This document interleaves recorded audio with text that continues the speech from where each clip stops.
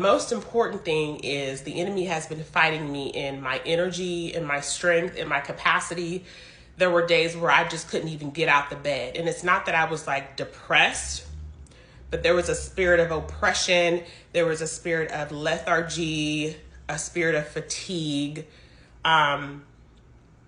Just all of these different things sent to throw me off, sent to slow me down, sent to sabotage what God is doing, okay? And so, but what has gotten me through is me writing down prayers. So the prayer videos that I've shared with you all, if you haven't seen them, I'll link them down below. But I've written those out, okay? And I keep them in my phone.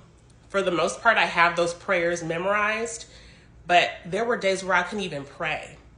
I was battling brain fog. My emotions were just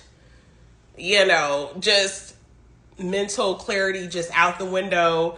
And I'm like, okay, I know what this is. But there were days where it's like I was running in place, like a bad dream, But what saved me is I literally wrote down those prayers and I would just read the prayers verbatim. And that is what has gotten me out of this fight. Okay? So if you can relate, I admonish you, if you haven't done this already, write out your prayers, because there may be days where you just can't just get up and, all right, Lord, all right, Holy Spirit, let's fight. There were days where I couldn't even get out the bed. Okay?